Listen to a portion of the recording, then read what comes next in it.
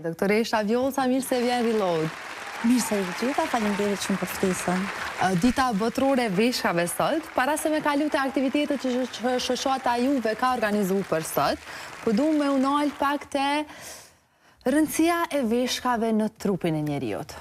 Po, atëherë, sot kemi folë shumë, në gjithë ditë folim, po sot kemi folë shumë për të tema. Veshka është organ qeft, është organ vital. Pa veshk nuk mundet me vazhdu jeta përveç se për disa ditë, të më thonë veshkat janë shumë domosdoshme për funksionimin e organizmit. Në rast të dëmtimit ose humbjes të funksionit të veshkës, edhe nëse nuk rrim me bëj zëvendësim të funksionit të tyre me ndonjë formë të aparatit të dializës ose transplantit, atëherë jeta nuk mund të vazhdojë. Kështu që shëndeti i veshkëve është shumë i rëndësishëm për trupin tonë. Sa shpesh janë problematikat me veshka? Problematikat me veshka janë mjaft të shpeshta, po janë edhe vështirë të njohura sepse nuk shkaktojnë shumë simptome. Do me tonë llogaritet që 1 në 14 persona adult vuan nga ndonjë shkollë e mos funksionimit të veshkës. Ato shkaktohen, smundjet e veshkës shkaktohen nga të gjitha problemet edhe smundjet jashtë veshkës që dëmtojnë funksionin filtrues ose mekanizmin filtrues të veshkës. Smundja e parë për nga sasia statistikisht është smundja e sheqerit. Domethënë smundja e sheqerit është në radhë të parë për dëmtimin e veshkës, pastaj vjen smundja e shtypjes së gjakut, smundjet e glomeruleve njësive të veshkës, janë të tretat, cistat, gurët, infeksionet e kështu me radhë. Gurt në veshka, më shpesh ta më ndëgjumja e dim edhe kualitetin e ujit kohëve të fundit në Kosovë, a e shkakton domosdoshmërisht uji edhe gëlqerja e ujit gurin në veshk? Uji nuk mundet me shkaktu gur, kalciumi po, dhe me thonë, gurët zakonisht janë precipitime ose kur urina ngopet shumë me kripra të kalciumit, të fosforit, të magnezit, të urateve, ato bashkohen me mes vete edhe e formojnë gurt. Uje ishte dashme i shpërbë këto kriprat edhe mineralet, kështu që nuk duhet asnjëherë me aludu që uji është shkaktar i gurve. Kurse mos konsumimi ujit është shkaktar i gurve, kripa, edhe ushqimet e kripra, edhe ushqimet e ngarkuara me kalcium dhe me mineralet të tjera. A janë trashëgume smundjet e veshkave? Shumica e smundjeve të veshkave janë të trashëgume, dhe tendenca për me pas gur është të trashëgume, se vazhdimisht me thonë, shumica prej smundjeve të veshkave janë trashëgume, ka edhe smundje tipike, kështu që shkojnë në familje, që është smundja policistike, ose ka smundje kështu që i prekin vetëm familjet, po në mënyrë tipike janë të trashëguara. Pse ka tendencë me u dhuru veshka, me u shit veshka, pse? Mandet nështë edhe që ashtu nga ka u pak edhe nështë edhe rëndësin të menu që ka njerë që mundur me jetu me një veshk. Mundet me jetu njeriu me një veshk, është komplet një jetë posuese normale bëhet me një veshk, mundet edhe me lind me një veshk, nëse pas fare veshkën tjetër dhe me jetu normal. Edhe kjo është shembulli tjetër tipik, është personat me transplant të veshkës, të cilët kanë humbur funksionin e veshkëve të tyre, ka është dashur të bëjnë ndonjë zëvendësim të veshkëve, edhe kanë zgjedhur me bë transplantin, që është metoda më e mirë, më e lirë dhe gjithsesi më e përshtatshme. Dhe e marrin një veshk nga dhuruesi, qoftë i gjallë apo i vdekur, edhe pastaj jetojnë me një veshk. Edhe personi që e merr veshkën, edhe personi që e jep veshkën, nëse është dhuruesi i gjallë, jetojnë me një veshk pa problem. Shoqata e nefrologëve të Kosovës sot ka organizuar aktivitete për ditën botërore të veshkave. Çu kanë shkuar sot aktivitetet? Faktikisht sot është kurorzuar ajo dita finale, sepse ne kemi një muaj që po merremi me aktivitetet për këtë ditë. Kjo është viti i 20 në nivel botëror që shënohet dita botërore e veshkës me aktivitete për të ndërgjegjësuar, për të shkuar te popullatat, te masat e gjëra, për të kuptuar rëndësinë e veshkës, funksionimin të veshkëve, mos sëmundjeve që mund t'i prekin veshkët në mënyrë të fshehur. Kështu që kemi një muaj që po punojmë për këtë ditë. Ne kemi bërë 2 hulumtime me shtëpitë e moshuarave në Prishtinë dhe në Gjinac, ku jo kemi bërë analizat e kreatininës dhe të urinës për me pa funksionimin e veshkëve të tyre, dhe sot i kemi shpalosur rezultatet e para.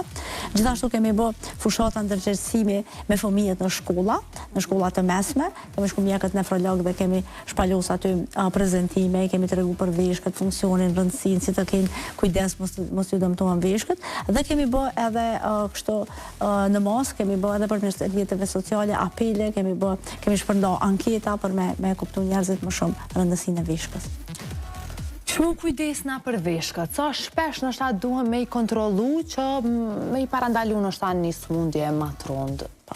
Janë dikun kjo organizata botërore e smundjes ditës botërore të veshkës ka vendosur dikun 8 rregulla të arta i quajmë ne. E para është me qenë fet, domethënë mos me pas mbi peshë, me kontrollu sheqerin, me kontrollu tensionin, me kontrollu ushqimet që hajmë, me kontrollu sasinë e kripës, me kontrollu borna që i marrim për dhimbje, sidomos diklofeni, brufeni, antiinflamatorët, steroidët, mos të përdoren pa nevojë, edhe me bë domethënë kontroll të rregullt të mjafton të bëjmë këto me bë kontroll të rregullt një herë. Popullata adulte që është mbi moshën 30 vjet duhet një herë në vit me bë analizat e urinës edhe të kreatininës për me pa funksionin e veshkëve, një check-up të rregullt. Na sot në teren e kemi Kevinin edhe ai po i pyet qytetarët se a e kishte dhuru veshkën për partnerin tënd. Po mu po më intereson me ditë se çfarë kushte kërkohen për transplant të veshkës. A ka disa kushte që duhet me u përmbush?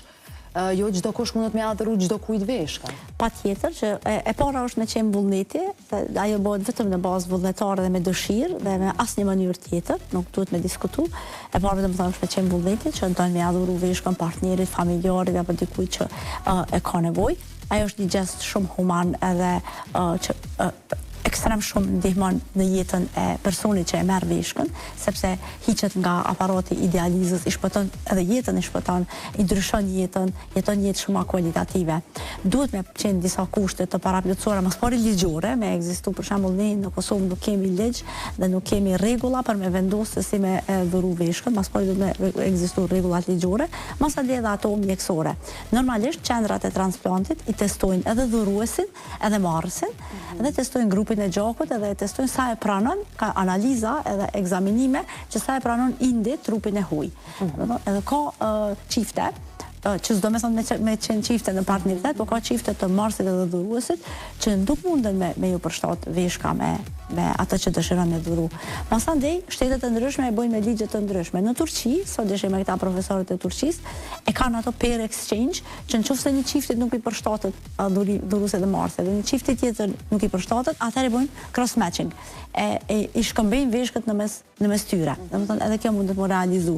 Kështu që janë disa parakushte. Po e para për me qenë dhuruesi i veshkës, duhet me qenë i shëndosh, mi pas të dy veshkët e shëndosha që mos me met keq dhuruesi, se ne duhem që prej operacionit të transplantit me dal dy persona të shëndosh, jo me met keq ndonjëri, edhe pastaj me u plotësu edhe këto kritere tjera laboratorike, po në ekzaminimet edhe shifet për shtatshmëria. A ndron kualiteti i jetës për njerëz që e kanë veç një veshkë?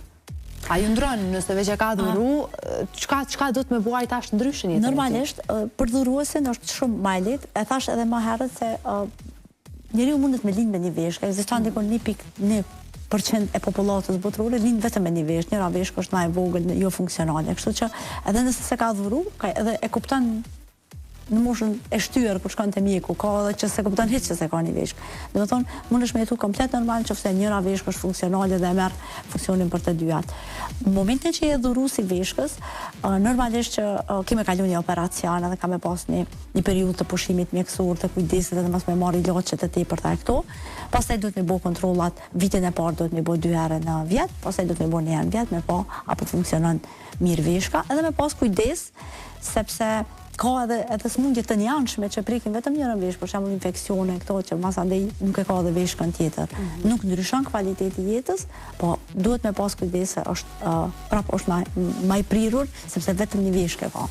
Për njerëz që nuk e dinë, ndoshta mund me pas probleme me veshka, a ka simptoma që munden me të shfaq dikun tjetër në trup, dikun tjetër në fytyrë, e ti mundesh me pas pak probleme me veshka, e nuk e din? Po, faktikisht smundja e veshkës është shumë e fshehtë dhe e heshtur, nuk jep simptome të qarta deri sot jemi në atë stadin e 5 që themi ne që s'kemi më mundësi me rikthy funksionin e veshkës.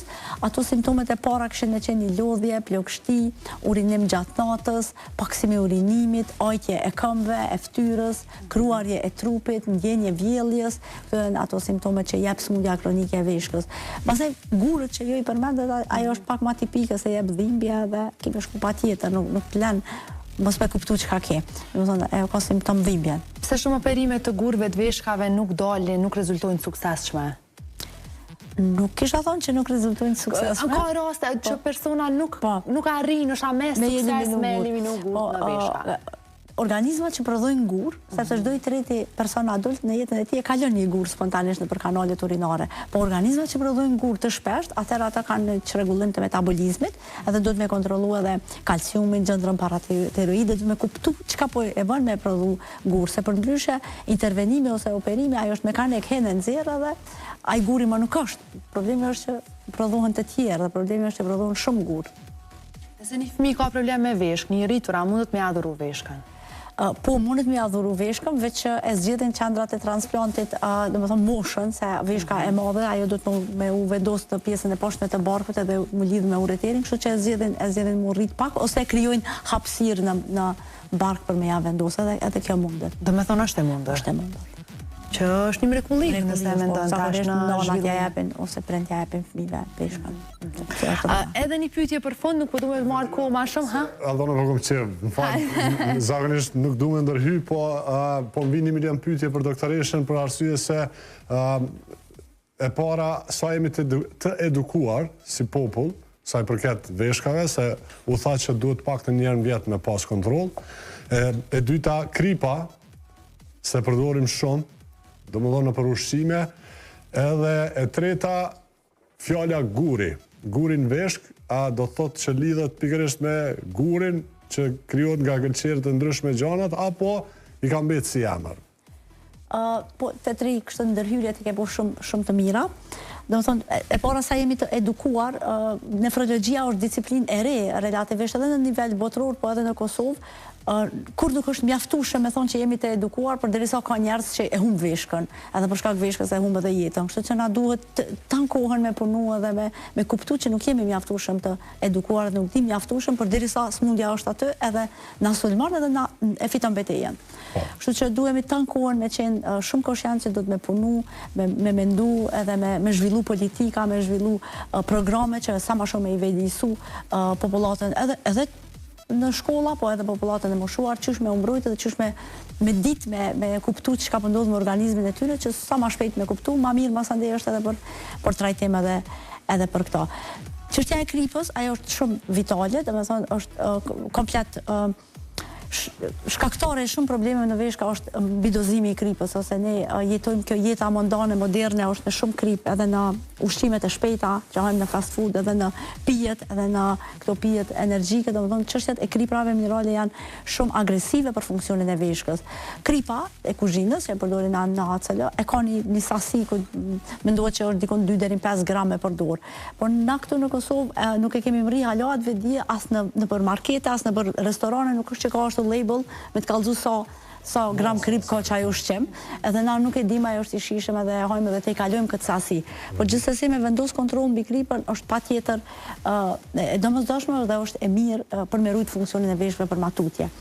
Çështja e gurit, tash më shtini me menu, besoj që i ka me, se guri është tipik, është i formuar prej mineraleve, janë disa lloje që i njohim për mbajtja kompoziti i gurit kështu kimike, kalcium oksalat, kalcium fosfat, kalcium karbonat, do të thonë janë toponime së bashku, organizime të kriprave minerale, të cilat formojnë tipik kështu lloj të gurit, që është sheki edhe në natyrë. Edhe e fundit, nga ana ime, nëse s'ka mbetur diçka, që kemi punë në CKUK, sa i përket kontrole veshkave, dializa, e dim që është diçka mas e komplikuar, sidomos për personat që kanë bëjnë direkt me dializën. Nëse mund është edhe këta pak me nga shpjegu një person i cili është në dializë. Unë këto jam në cilësinë e kryetarit të shoqatës së nefrologëve dhe të ditës botërore të veshkës, normal jam edhe nefrologe në CKUK. Mendoj në këtë pyetjen si i kemi punë funksionan, dhe me thonë zinxhiri është funksional, dializa funksionan 24 orë 7 ditë në javë, dhe me thonë nuk mbetet njeri në Kosovë pa e marrë trajtimin e dializës qoftë për formë akute, qoftë për formë kronike. Ai proces është mirë që është, sepse shpëton jetën edhe gjatë jetën, por është jo i lehtë për personin, për familjen, është barë e rëndë edhe për shtetin, edhe për shoqërinë, edhe për mas shumë të për pacientin që ka, është barë edhe financiare, edhe sociale, edhe psikologjike. Ai proces është i vështirë, edhe për neve që merremi është i vështirë, por normalisht që më së vështiri është për pacientin që duhet ta toleroj. Ai është një një aparat në të cilin qarkullon gjoku në për një filter që e luan rolin e veshkës, për që ato 4 orë, rrin 4 orë, qarkullon gjoku në filter dhe e bojnë pastrimin e gjokut për 48 orët e ardhshme. Kështu çdo 2 ditë paraqiten për me pastru sërish gjokun. Domethënë personi që është në dializë çdo 2 ditë duhet të jetë në këtë rast, apo sa e di privat nuk ka. Jo. Vetëm në ÇKUK bëhet kjo. Është zinxhir shtetëror. Po. Jo në ÇKUK, në të gjitha spitalet shtetërore, rajonale, në gjitha qytetet bëhet. Ka edhe tash ka edhe në Rahovec, në Podujevë, domethënë ka qendra gjithandej. E një person që është me dializë, a shkon pushim? Shkon. A shkon deti, a shkon... Shkon edhe në deti. Qysh funksionon kjo? Kjo funksionon, ata organizohen me det, mundet me realizu, e di që realizojnë edhe në Shqipëri, për shembull dializën, edhe në Maltëzi. Funksionon duke e bo zgjidhjen si me realizu dializën. Paraprakisht duhet bëhet një farë lloj rezervimi. Rezervimi, edhe na kemi edhe bashkëdhetar shumë që janë në dializë dhe që vinë këto me pushime edhe e rezervojnë qendrën e dializës edhe sa të rinë këto e bojnë dializën edhe ata në pushim janë. Dhe çka po thonë kur po vi? Ata janë shumë të kënaqur që vinë edhe që ju ofrohet edhe nuk e kena promovu shumë se këto është dashur me bo qendra, por na faktikisht e bojnë një farë turizmi mjekësor me që dializën që ja ofrojnë bashkëdhetarëve tonë gjithandej. E mirë kjo, e kemi pas një lajm diçka që ka mungu, diçka se kum kuptu që ka qenë, po shpresoj që nuk po përsëritet aja. Edhe unë shpresoj një. Po, sepse personat me dializë e kuptuan, sigurisht edhe qytetarë që nëse nuk e kanë pasur informat, se janë varën çdo të 2 ditë. E kemi diskutuar këto edhe kur kemi pas mysafirë që janë lidh me kohën e luftës Kosovë, 99-ën që ka qenë, çfarë situata e vështirë ka qenë për atë periudhë, sidomos edhe për personat që kanë qenë dializë. Faleminderit doktore shumë, nëse Lotina nuk ka dhe ndonjë... E kam edhe një pyetje shumë, masivisht është se shoqata e nefrologëve po du me ditë sa ka interesim për studentëve të ri të mjekësisë me specializuar në nefrologji. Po, faktikisht, për vendimi për me specializu që është të vendoset gjatë studimeve ose kur të bëhen mjek të përgjithshëm, interesimi i tyre, ndoshta nuk e di sa është për nefrologji, unë për vete e kam zgjedhur nefrologjin duke e marrë si shembull profesorin tim që më ka dhënë nefrologji, profesorin Miftar Barbullushi, sa atje i kam bërë studimet, edhe normal që edhe studentët, edhe mjekët e ri, ata impresionohen edhe na marrin shembull nive, edhe mas andej e vendosin vendimin për me specializu në nefrologji. Pastaj është edhe pjesa tjetër që është legjislative, se si del konkursi, nefrologjia ka qenë pak më e mangët edhe ka pas gjithmonë kërkesë, kështu që tash kemi mjaft mjek të ri që janë në specializim, sepse hapet konkurs, ka degë që edhe nëse e don nuk hapet konkursi sepse është e mbi ngarkuar, kështu që e vendosin, por ndryshe është disiplinë e mjekësisë interne, është shumë e vështirë, por shumë e bukur për me mësu edhe për me e punu. Faleminderit shumë që ke gjetë kohë të marrë reload edhe me na informu me shumë gjëra që kam na u dash një. Faleminderit shumë edhe juve që më keni ftuar dhe më keni pritur.